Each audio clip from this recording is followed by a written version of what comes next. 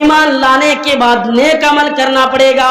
آئیے دوسرا اصول دیکھیے، نماز قائم کرنا پڑے گا۔ ہمیں چاہتے ہیں کہ ہماری زندگی میں خوشیاں آئے، ہماری زندگی میں جو بے چینی وہ دور ہو جائے، ہماری زندگی سے پریشانی دور ہو جائے، ہم اس دنیا میں بھی خوشحال رہیں، دنیا میں بھی ارب پتی اور کروڑ پتی رہے، اور آخرت کی دن اللہ کے رسول کے ساتھ رہیں۔ تو ہمیں کیا کرنا پڑے گا؟ نماز قائم کرنا پڑے گا۔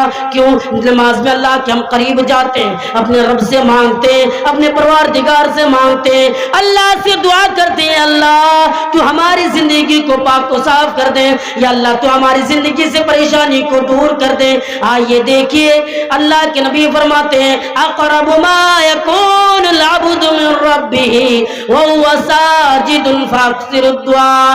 اللہ کے نبی فرماتے ہیں کہ اگر یہ انسان، اگر یہ میری امت کے لوگ رب سے قریب ہونے والی کوئی چیز ہے تو وہ نماز ہے، یعنی وہ سجدے کے حالات میں اللہ سے سب سے زیادہ قریب جاتے ہیں، اللہ سے مانگتے ہیں، اپنے رب سے مانگتے ہیں، اپنے پروردگار سے مانگتے ہیں، نماز میں اللہ سے مانگتے ہیں۔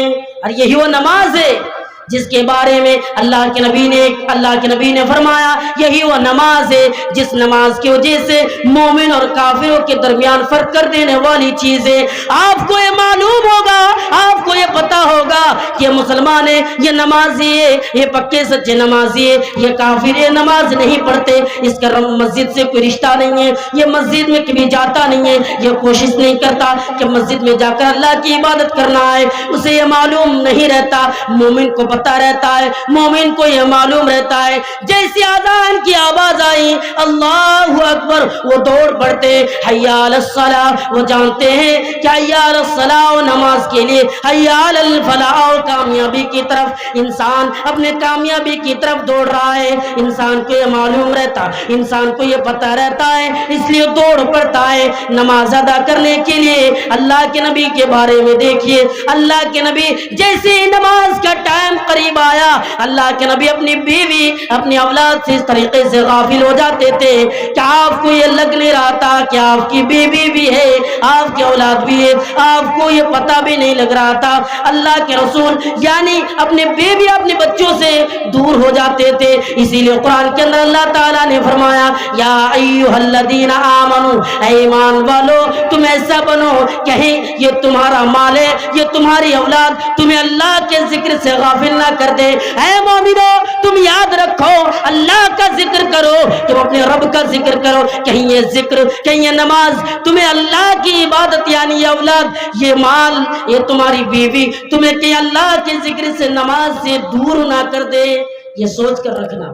اسی لیے اللہ تعالیٰ نے کہا لوگوں نماز قائم کیا کرو۔ جب تم نماز پڑھو گے، یہ جو تمام بے حیائیوں میں تم مبتلا ہو، یہ لڑکیوں کے چکر میں تم پڑھتے ہو، اے نوجوانوں تم لڑکیوں کے چکر میں دوڑتے ہو، جلسے سننے کے لیے آتے ہو، جلسہ کے نام پر گندی چیزیں کرتے ہو، لڑکیوں سے باتیں کرتے ہو، یاد رکھو یہ چیزیں جو تم کر رہے ہو جب تم نمازی بن جاؤ گے، جب تم نماز پڑھنے لگو گے یہ کبھی نہیں کرو گے۔ اور یہ میں اپنے گھروں سے لا کر نہیں بتا رہا ہوں، یہ آپ کی کتاب، یہ اللہ کی کتاب، یہ پیاری ہماری کتاب قرآن کریم، یہ ہم تمام لوگوں کی کتاب جو اللہ تعالیٰ نے ہمیں دی ہے، اس کتاب کو اٹھائیے۔ اللہ تعالیٰ فرماتے ہیں ان الصلاۃ تنہی عن الفحشاء والمنکر، اے لوگوں نماز تمام بے حیائی اور برائیوں سے روک دینے والی چیزیں، برائیوں سے روکنے والی چیزیں۔ جب تم نماز پڑھو گے، جب تم نماز کے عادی بن جاؤ گے، کبھی تم برائی کے عادی نہیں بن سکتے، کبھی تم برائی کے قریب نہیں جا سکتے ہو، اس لیے نماز پڑھا کرو،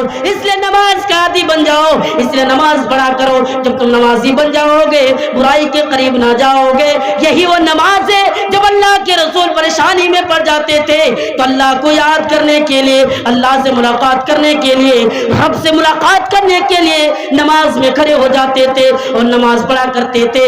آئیے میں آپ کو ایک واقعہ سناتا ہوں۔ نماز دیکھیے، نماز سے اللہ کو قریب کر دیتے ہیں، اللہ سے مانگتے ہیں، اپنے رب سے مانگتے ہیں۔ حافظ ابن کثیر تفسیر ابن کثیر کے اندر اس واقعے کو نقل کیا ہے کہ ایک آدمی تھا بہت زیادہ غریب آدمی، اس نے کیا کیا، غریب آدمی اس کے پاس ایک خچر تھا یا گھوڑا، اس پر گاڑی بندھی ہوئی تھی اور اس گاڑی سے لوگوں کو دمشق سے زائدان پہنچایا کرتے تھے۔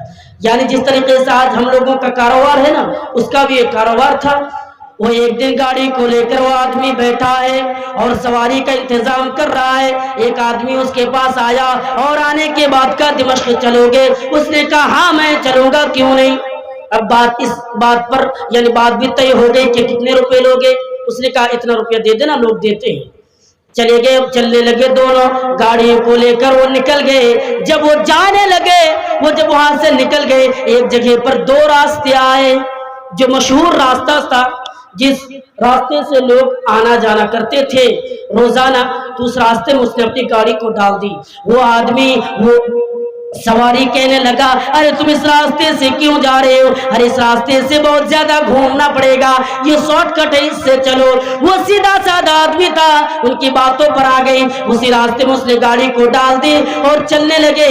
جیسے وہ چل رہا ہے، جنگل یعنی گھر بار ختم ہو رہا ہے، جو گھر ہے وہ ختم ہو رہا ہے، آہستہ آہستہ جنگل آ رہا ہے۔ وہ چلتے گئے، سنسان ویران علاقے پر پہنچ گئے اور چلتے گئے تو کیا دیکھ رہے ہیں کہ ایک جگہ پر بہت ساری لاشیں پڑی ہوئی ہے۔ اس جگہ پر اس سواری نے کہا اپنی گاڑی کو روکو۔ اس نے سوچا کہ چلو یہ قضائے حاجت کے لیے شاید جائیں گے، میں گاڑی کو روک دیتا ہوں۔ اس نے گاڑی کو روک دی، وہ نیچے اترا، اور اترنے کے بعد کہنے لگا شاید تمہیں معلوم نہیں، شاید تمہیں پتہ نہیں کہ میں ایک ڈاکو ہوں اور میں تمہیں مار دوں گا، میں تمہیں مارنے کے لیے روکا ہوں۔ جب میں تمہیں ختم کر دوں گا، یہ جو گاڑی ہے، یہ جو پیسہ ہے تمہارے پاس ہے، ساری چیزیں میری ہو جائے گی، میں تمہیں مار دوں گا۔